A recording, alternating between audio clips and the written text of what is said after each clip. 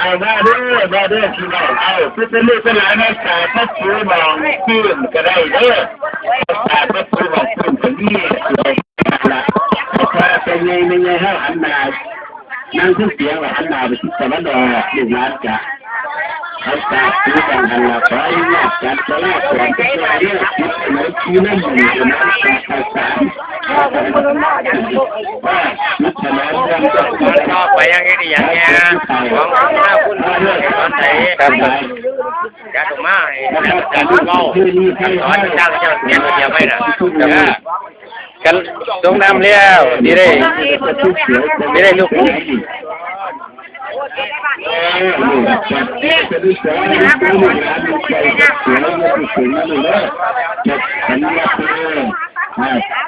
มีเพื่อสละมีแฟนสบายมีอะไรมีรถเดินแบบมีรถเป็นสละมีรถสละมีที่สายสละลูกเวลามีมีใส่หน้ามีใส่เงินใส่หนึ่งสำลักอ้าวพี่น้องที่เป็นพ่อเป็นแม่เชื่อนังยัดเสียเชื่อนังยัดเสียนังยัดขึ้นนังยัดขึ้นเด้อนั่งแล้วก็กันได้ใช่ไงให้สองแถวก็ได้สองแถวก็ได้ด้วยไงเลยเคยนั่งมาช่วยก็ถึงว่าคุณยาเสริมยาท่านคือสัตว์คือหนีคือเสริมไปคือเสียท่านนะคือการมาแล้วก็คือการมาคือเส้นคือไม้คืออะไรเนี่ยอะไรเนี่ยท่านอะไรใดยังไม่ขายเป็นให้เยอะดอกอาทิตย์ดูซ่าสอนเนี่ย50มานั่งเพิ่มพอกันนั่งเลยพอนั่งเลยอยู่บ้านเลยอยู่ตรงนี้นั่งละ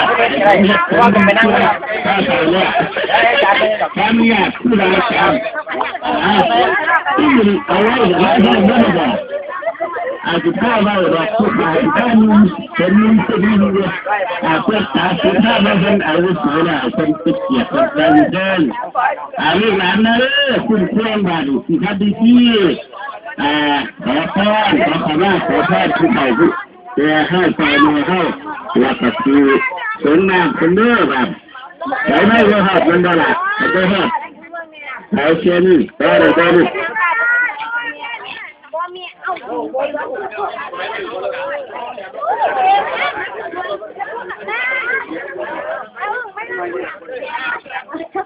เสียงมันหลายงานแล้วเดี๋ยวลูกหลานนี่สิใส่หยังบ่ในขันหาขันหยัง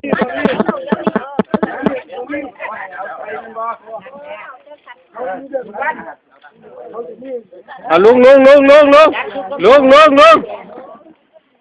คุณละร้อยเลยยังนี่ลุงมาทางนี้ มาบ่อยเสียหลายเอาตามนี้ตามเกิดบอกกันออกมาเลยเดี๋ยวว่านี่คุณละหน่อยก็ได้ดอกคนมาคือใส่ตรงนี้บ้าพู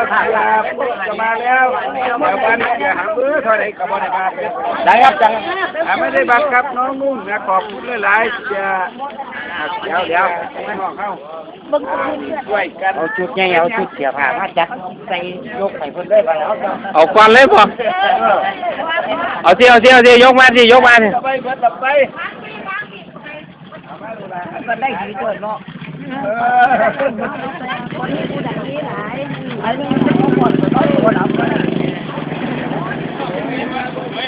จะแม่นบ่แยกเบิ่งกล้องแล้วแม่ว่าผู้หายแม่ไม่อยากเล่นหรอกว่ามันเบิ่งหายก็ว่าเขาไม้กันก็อยากได้หรอกไม่เป็นไรที่วันไปนี่โอ้คุณเด้ออยู่ร้านนั้นลุงพระเอกก่อนไผ่คักยังไงไผ่คักเอาเนี่ยจะได้นั่งเนาะนั่งลงละนั่งศาสตร์จักหน่อยคนนี้กล้องจะให้นั่งเพราะว่าคนนี้กล้องไทยใช้กล้องไทยอีกน้อยนึงไงมั้งเนี่ย1 2 3โดดเตี้ย เอาขั้นตอนที่เป็นสีเด้อบอกน้องลูกหลานสักคนเข้าสีผมที่เป็นผู้ผ้าถือขันหานอสมุดตัวแทนนอแล้วก็ที่ผ้าลูกหลานอีกกล่าวก็สิผมกล่าวผู้เดียวก็ได้ดอกแต่ว่าเข้าปฏิกล่าวกับพนมมือเขากราบลงไป1 ครั้งโดยไม่ต้องแบมือนะครับกราบคนธรรมดาก็ต้องแบมือตั้งไว้แล้วก็ง่ายขึ้นมาแล้วกับพนมมือผมอยู่ท่าว่าจบแล้วผมก็สิมอบขันหานี่ให้ตัวแทนเพิ่นให้คุณพ่อคุณแม่ผู้ใดรับเป็นตัวแทนตาเราอยู่ใกล้ผมกันรับแท้กันเด้อแล้วก็รับผู้เดียวจบแล้วเพราะรับแล้วกันไรก็ให้คุณตาหรือคุณยายผู้ใดก็ได้เด้อกันเด้อให้สิให้พ่อลูกหลานอยู่ได้ไหมหรอกให้พ่อก็สิเป็นภาษาบาลีก็ได้เป็นภาษาลาวภาษาไทยภาษาอังกฤษก็ได้เรียกเอาง่ายๆแล้วก็สิเป็นภาษานี่ก็นี่สิเป็นไทยบ้านคนบัญชีหน้าบ่อยนะเนาะนะครับแล้วที่บ้านเราดีฉันจะเต็มเลยดีขอคนเดียวค่ะแต่ที่ว่าคุณพ่อคุณสมมติที่งานเขาออกมาให้ว่าผู้เขาทุกคนเกี่ยวกับน้ำแล้วเขาก็เสริมหน้าเป็นกับหนาวกับเพื่อนกับเพื่อนเฮ้ยใครเจอเขาใครประเทศป่านี่ดอกวัดแต่งงานคือดอกนี่เขาไปลงพร้อมไว้เขาลงไปพร้อมไว้เห็นหน้าทุกคนนะ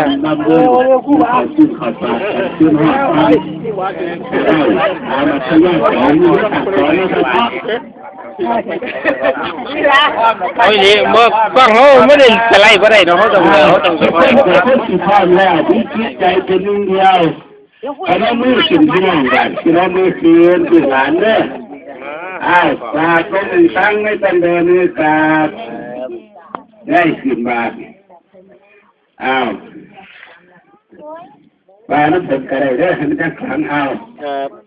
กายกัมมังวจีกัมมังมโนกัมมังสัพพะปาปังวินัสสันตุจำไม่ได้กายกรรมก็ดีวจีกรรมก็ดีมโนกรรมก็ดีบาเพราะโมโหบาเพราะโลขออภัยบาเพราะโลภบาเพราะโมโหบาเพราะโทโสก็ดีที่ลูกหลานทั้งหลายได้เลือกเกินท่านคุณตาคุณยายคุณพ่อคุณแม่ด้วยกายก็ดีวาจาก็ดีใจก็ดีทั้งต่อหน้าและรับหลังทั้งเจตนาและไม่เจตนาบาปโดยอดีตการบาปโดยโบราณการบาปโดยปัจจุบันการในปีนี้ก็ดีเดือนนี้ก็ดีวันนี้ก็ดีขณะนี้ก็ดีโปรดได้จงอโหสิกรรมนำมาเสียซึ่งโทษทั้งหลายแก่ลูกแก่หลานที่น้องคุ้มครองสายสี่ด้วยขอให้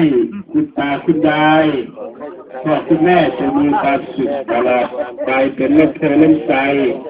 และก็ให้พรแก่ลูกแก่หลานในลำดับต่อไปด้วยขอบคุณกราบทุกท่านครับพอการอ่านเนี่ยขึ้นอ่านให้คุณตาได้รับแสดงคุณตาได้ครับเป็นพ่อพาม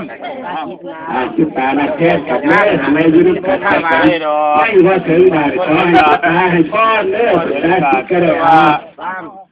จะไปยังไงเนี่ยไม่ยืนไปไม่เห็นเลยการก็ดีเวลาก็ดีคือในขณะนี้มื้อเฮาขอพรจากพ่อจากแม่ขอให้ลูกหลานทุกคนจงอยู่เย็นเป็นสุขความเจ็บอย่าได้ความไข้ที่จะมีนึกเงินให้ได้เงินนึกทองให้ได้ทอง เงินไหลน่องท้องไหลมาให้มีอายุวัฒโกวันวัฒโกสุขวัฒโก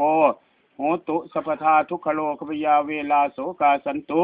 จุปัทวาอเนคาอันตรายาปิมนัสสันตุอายุวันโนสุขังพระลังเราคำนี้ก็รอดกระดัง